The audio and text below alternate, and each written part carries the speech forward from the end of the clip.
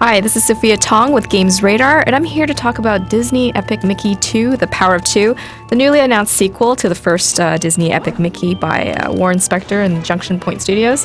We had a chance to go to Austin and meet up with Junction Point to see the new game, and as you can see right here, it looks very much like the original, but now it's also on different platforms. Now, the Wii is still the leading platform, but their sister studio, Blitz Games in the UK, will be creating the game on the 360 and the PS3, so it will be available on all three platforms. Here's kind of the first tutorial section. This is in Yensid's workshop, and you can kind of see the brooms hopping along. Once again, Mickey can use paint and thinner like he did in the first game, but there's some major changes to this game that I wanted to address. Disney Epic Mickey 2 is now a musical. Like in old typical Disney fashion, they will break out into song when trying to tell you the story.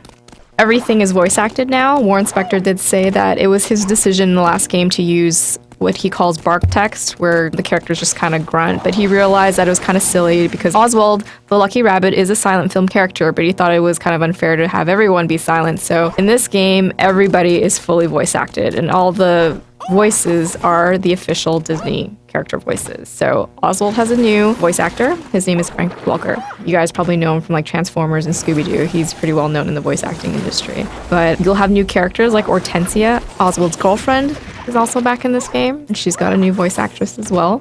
Here you see Mickey using paint and thinner to kind of try to platform his way onto the ledge.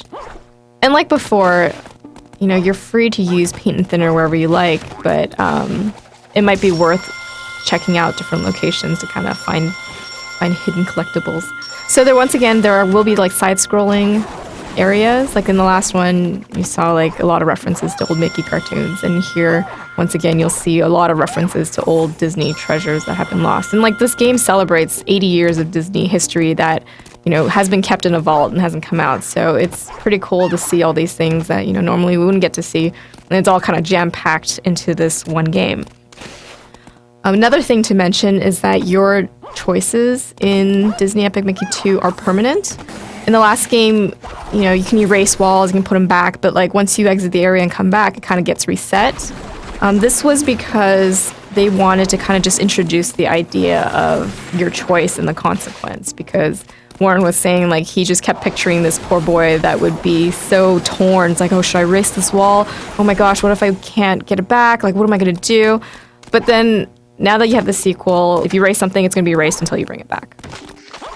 So in this next area, this was like the last part of our demo. It's this hub area where Mickey and Oswald can kind of work together to bring these devices into their pods. So there's a couple of ways to complete this area depending on like how you want to do it.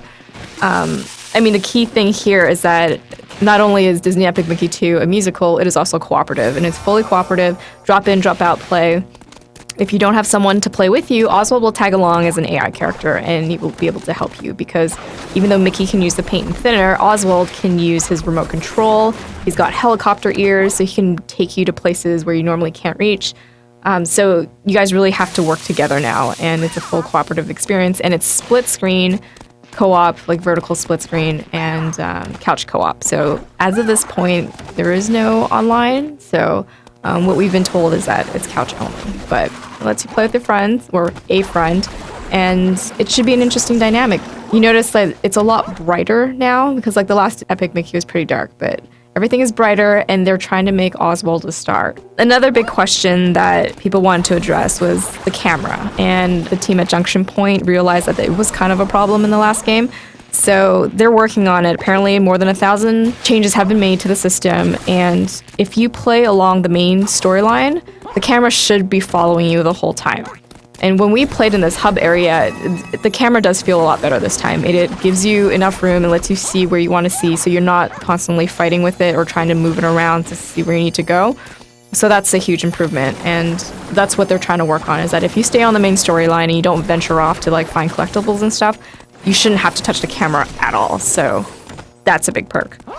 So that's just kind of a demo of what we got to see for our first look at Disney Epic Mickey.